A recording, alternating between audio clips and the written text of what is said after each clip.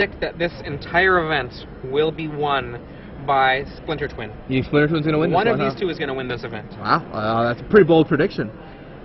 Do you think that whoever wins this match can fight through a Cobblade match? I think that's reasonable, right? And then, depends on what's in the finals. It's hard to know. You know, Blackguard Vampires, maybe put up a fight. Hard to say. I haven't played that matchup a lot either. It's funny, Standard has been so focused on Cobblade for a long time. I've gotten to know the intricacies of all the different Cobblade matchups so well. I know how they fare against all the different decks. I know what versions are favored against what other versions. But we've never seen two Dawn Cobblade decks. I'm like, what format is this? I mean, I also play Cobblade too, so I like know the matchups really well. But see what happens. Looks like the players are drawing their opening sevens here. Here we go.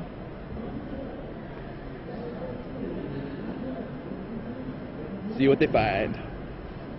Let's see, I see a Raging Ravine, an Inferno Titan from Johnny Kantor.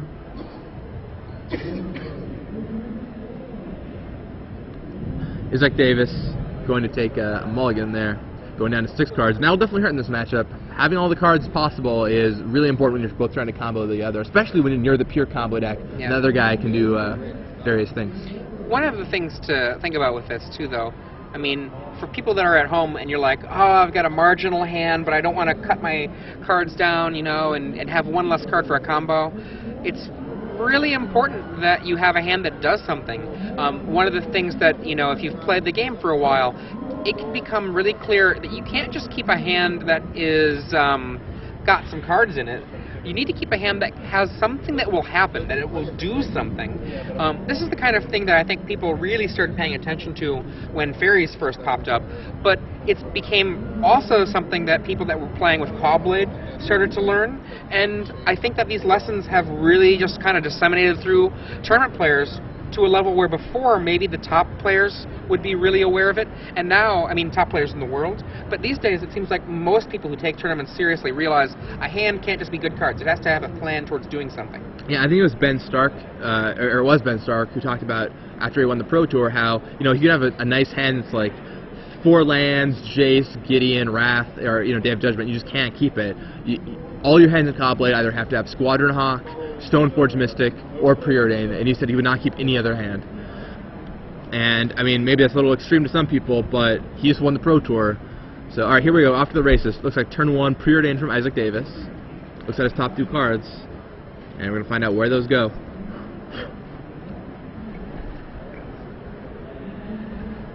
And sends them both to the bottom, it looks like. Yep.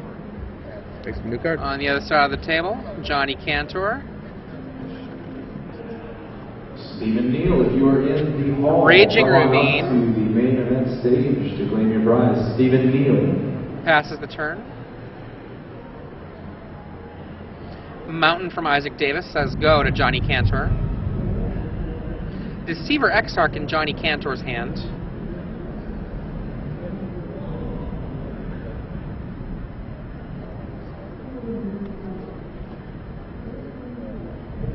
Mountain. Lotus Cobra. This card, if it gets countered or killed, obviously is not as exciting for Johnny Kantor. Come on up to the stage. We're going to get your prize out. Once again, Legacy Challenge players, if you have 2 or more wins, Flame Slash. come on to the stage. We're going to get your prize out. Right now, this means that Johnny Kantor does not have any blue mana then, because the Lotus Cobra is gone. I don't see any other blue mana in his hand. There we go. Misty Rainforest can create some blue in a heartbeat.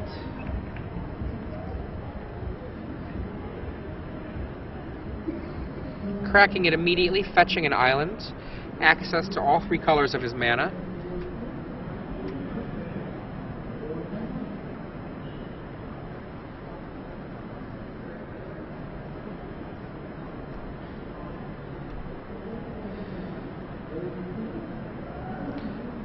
Casts a Preordain.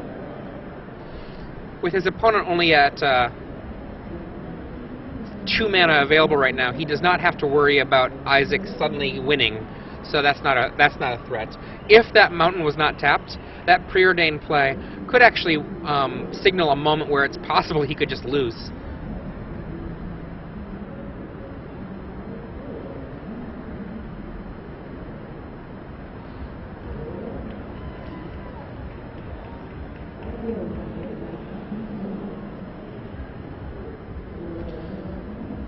land from Isaac Davis.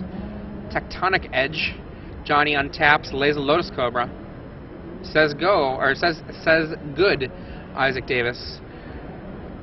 With that Misty Rainforest in hand, if he wants to crack that, he can have access to 4 mana right now.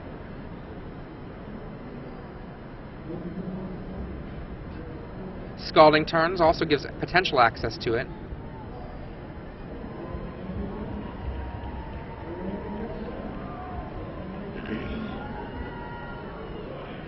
Isaac Davis,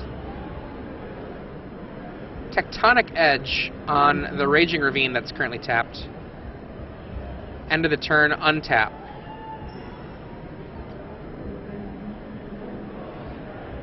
Third island, 3 islands and a mountain, versus Lotus Cobra with island, mountain, and perhaps another island.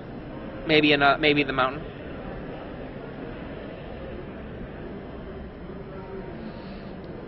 With this, if he wants, he can make 1 mana off of it and potentially cast Deceiver Exarch here at the end of the turn.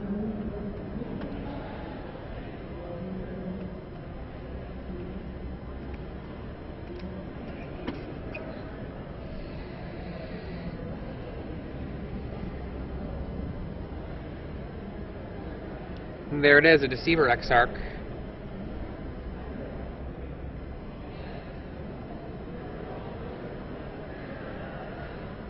Which manages to retrieve a Into the Royal out of Isaac Davis's hand, tapping him out. To the open event stage to claim your prize, Stephen Neal. Splinter Twin in hand for Johnny Kantor. With a fetch land, Johnny Kantor would have access to 6 mana.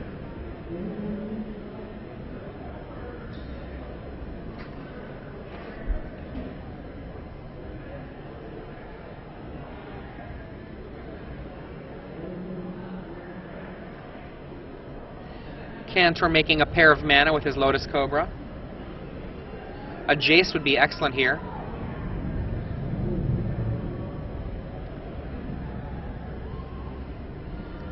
Six mana, maybe a Titan. Inferno Titan. Inferno Titan comes down, knocks Isaac Davis to 17, and the Lotus Cobra brings Isaac Davis to 15. So we have 2 mountains, 2 mountains, 2 islands. Lotus Cobra and Inferno Titan on one side, and 4 mana, 3 islands, and a mountain on the other side. Let's see. Down goes a mountain for Isaac Davis.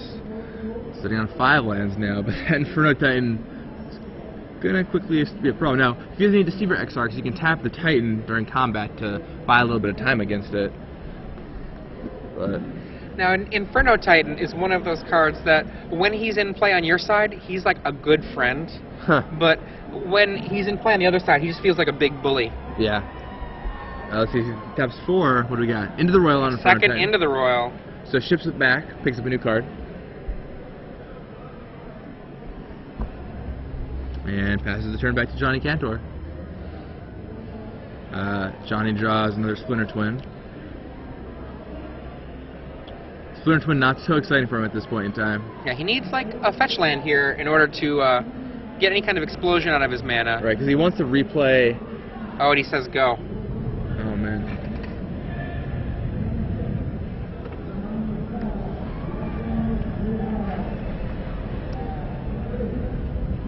And this is essentially a mana fight in a lot of ways.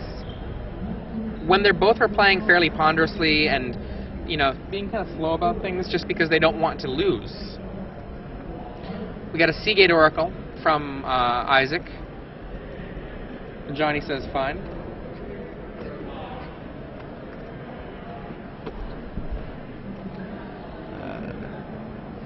Puts the cards on the bottom. Isaac just trying to dig deeper, assemble that combo. Yep.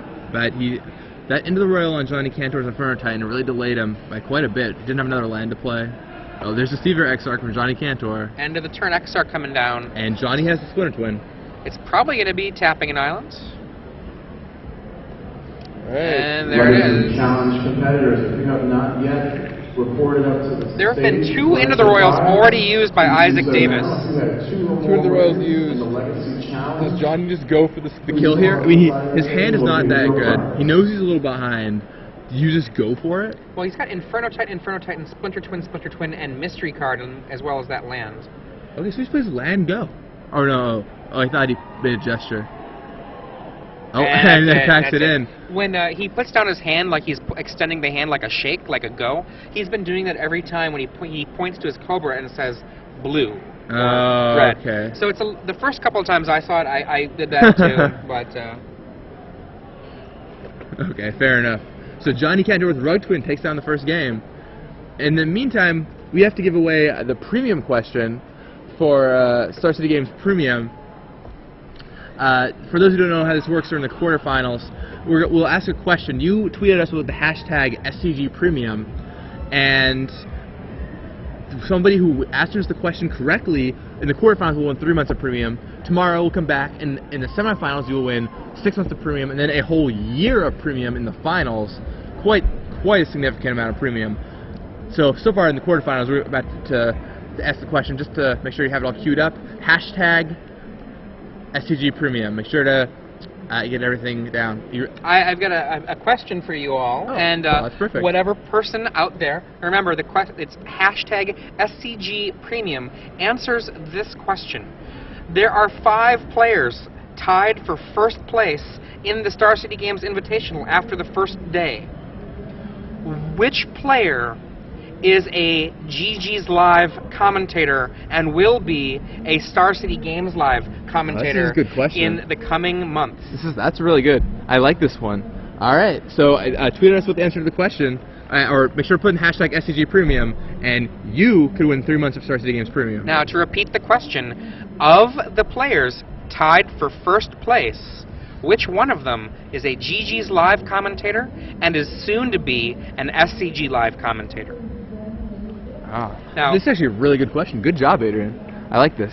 Sometimes the question, that question's like really easy or whatever. This is like the right difficulty level. Like you kind of have to know. You kind of have to know a little something to get this one down. That's good. I like it. And there's also a 1 in 5 chance if you just want to guess. Yeah, I mean, that could happen too, I guess.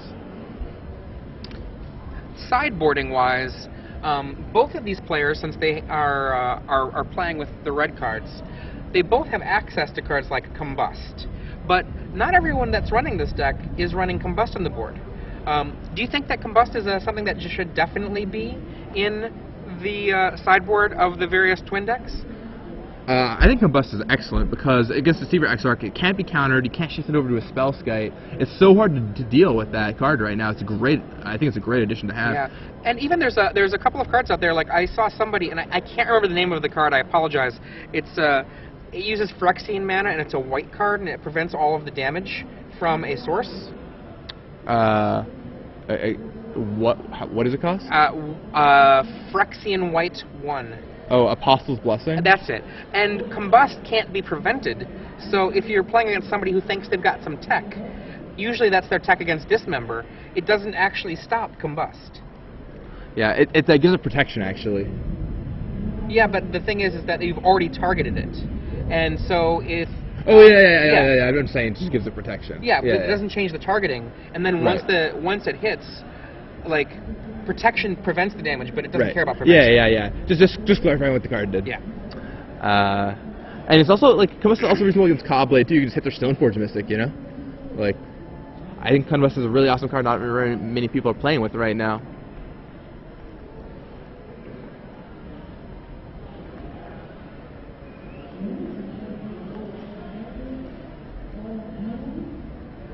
Alright, so here we go. Heading into Game 2 of the quarterfinals. Johnny Kantor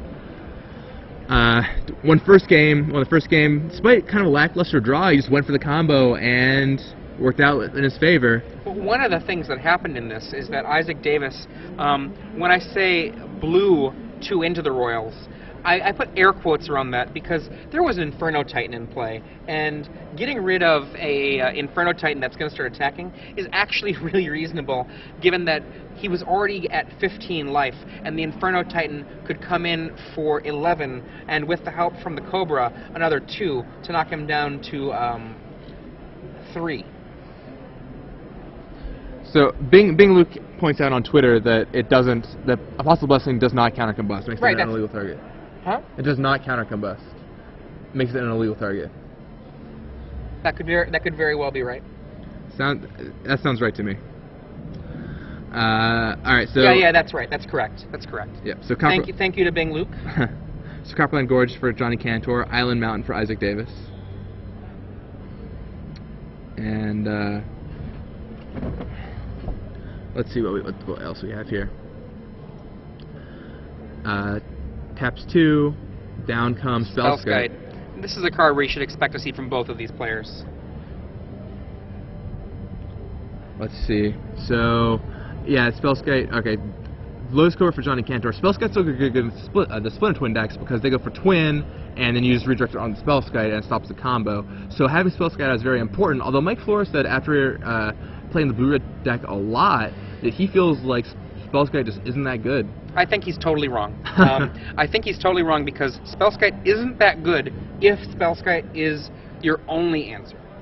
But hopefully you're doing something else too, and you've got a deck that's working. If you don't have a deck working, then it's true. Spellskite doesn't do enough. But like if your deck is doing other things as well, Spellskite is really powerful. No third land drop from Johnny Kantor, so we've got Spellskite, and 4-land versus Cobra Spellskite.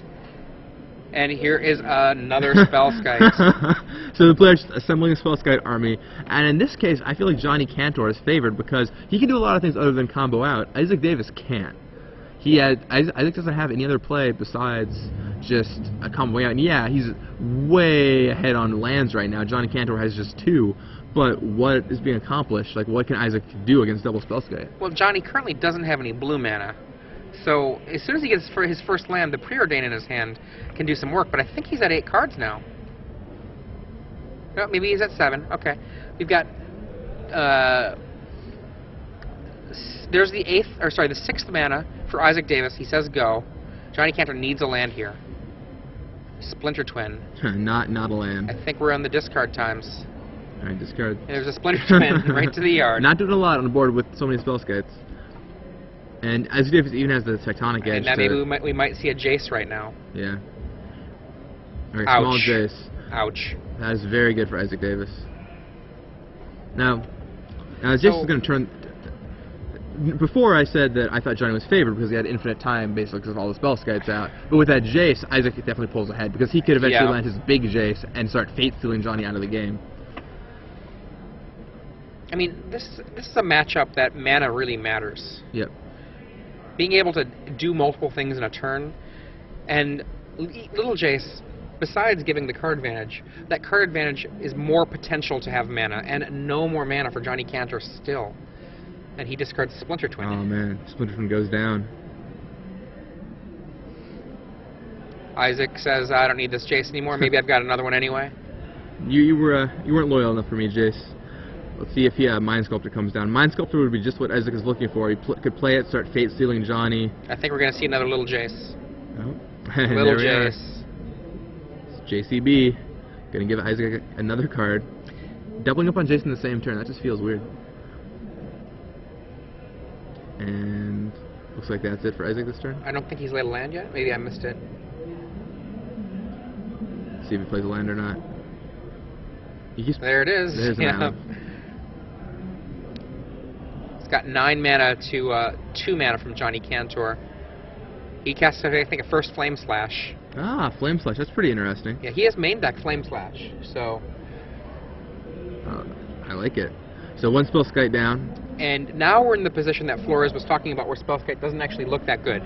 Because you're talking about a situation where there's nothing going on and only a single Spellskite to try to stop anything from going and eventually badly. you just into the royal it, you Flame Slash it, you can do numerous things with that Spellskite, and then you can just combo out. Yes. Now, interestingly, if Johnny Kantor draws a fetch land, he can make 7 mana. That's a lot of mana. You know, but so the funny thing is it comes in a one turn boost, right? He makes 7 mana, and then he's back to only 3 mana. Yes. So let's see what happens. I'm kind of imagining Isaac Davis casting an casting an Exarch during upkeep. Oh, look at there's the Scalding Tarn. So he has the land. Now he's figuring out how's he going to use his mana. So 2 mana from there. See, there you like ding, ding. Extend the hand to display that he's making some mana. Okay, so he casts a Preordain. Preordain resolves. Let's see. Sees. I think is that a Halmar Depths? I think maybe. One on the top, one on the bottom. Draws. Okay. I think he's got a big Jace hiding back there. Interesting to note he cast Preordain, now he's going to crack that, so I'll shuffle the card he put on the bottom right back in. So now he's going to get 2 more mana from that exchange. He'll have 3 mana floating? He's got 1 mana floating currently. When he gets the new land, he'll have 3 mana floating. Right, and he'll have 3 more plays. So he'll have 6 total mana. And we'll see what he chooses to do. Now, we've seen a bunch of cards in Johnny's hand. What do you think he's going to go for right here? You know, I'm not sure.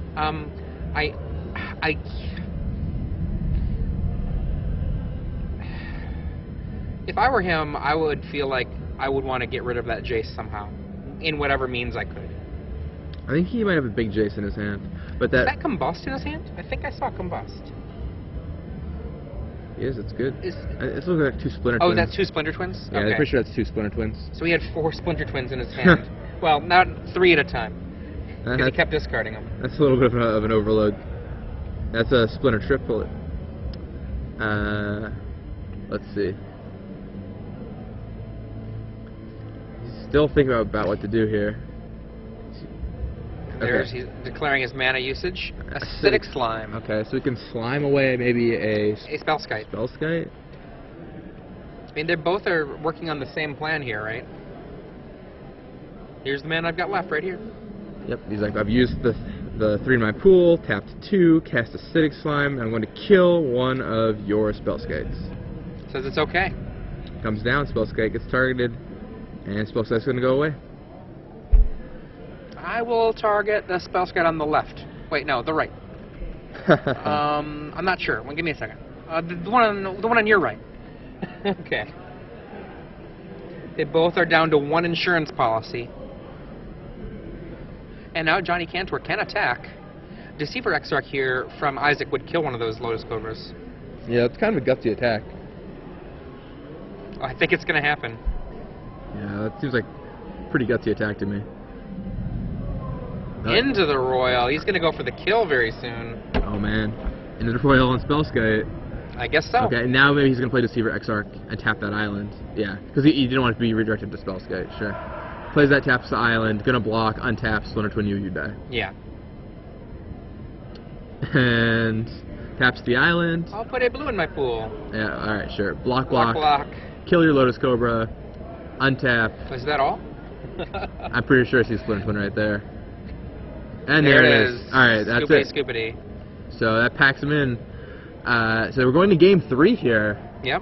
Now, interesting, in that game, I would say that we saw Johnny Kantor basically have the classic reason that a deck with blue loses to another deck with blue. Just didn't have the mana. Yeah, especially when you're relying on Lotus Cobra for your mana. Just getting stymied like that is a huge, huge problem. You just get bottlenecked on mana, and when you're using Lotus Cobra to power out your threats, you get it in these big boosts. But if you can't play your 3rd land, can't play your 4th land, you just lose. What was Johnny's hand? Do you remember what he kept that game? Spellskite, Lotus Cobra, 2 lands, and 2 other cards. Let's see. Yeah, I don't know about that hand. I mean, maybe you keep it on the draw. He was on the draw. Yeah, he's on the draw. It's actually not that bad. You have double Spellskite off the combo.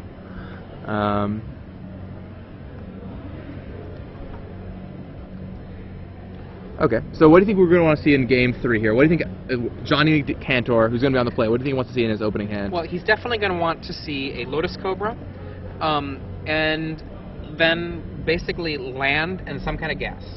He probably would be happiest if he had, like, Lotus Cobra. I don't know if Johnny Kantor's deck plays Explore or not, but Explorer is another card he would not mind seeing.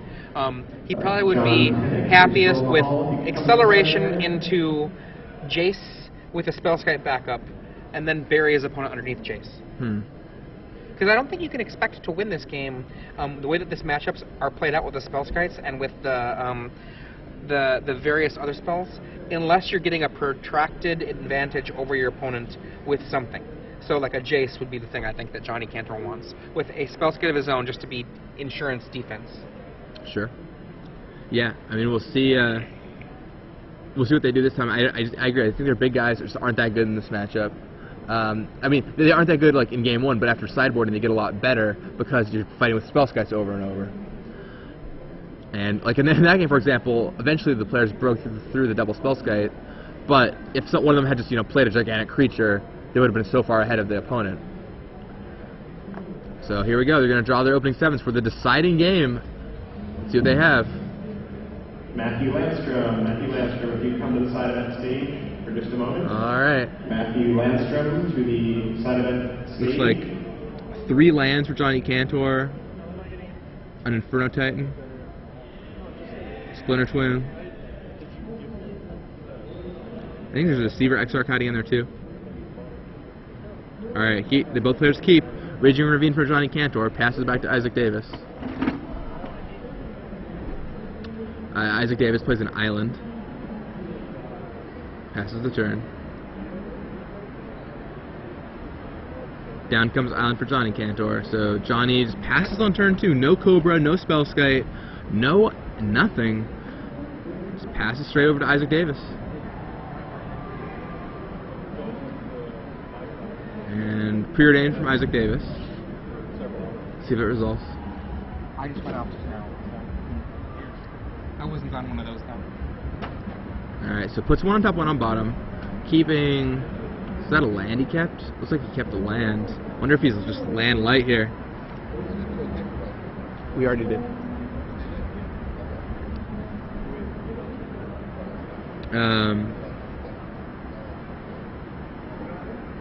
Let's see. Johnny Kantor looking at Forest potentially, and then playing a Deceiver Exarch. I can't see Isaac Davis's hand, but I wonder if he's mana screwed. He had to preordain into an island. Third land. Really iffy to me. I see an Inferno Titan. I see a Jace. I see some more land. Isaac Davis untaps.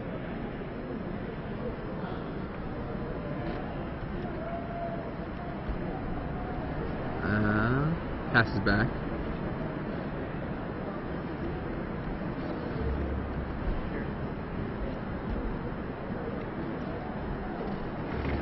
Alright, passes again. Players just passing back and forth, nothing too exciting happening. Deceiver Exarch counter for Johnny Kantor. Johnny cracks a fetch land here, getting up to 4 mana. Maybe we're going to see a Jace come out to play this turn. Play right into Isaac Davis' Spell Pierce if he has one. Let's see. Johnny shuffling up.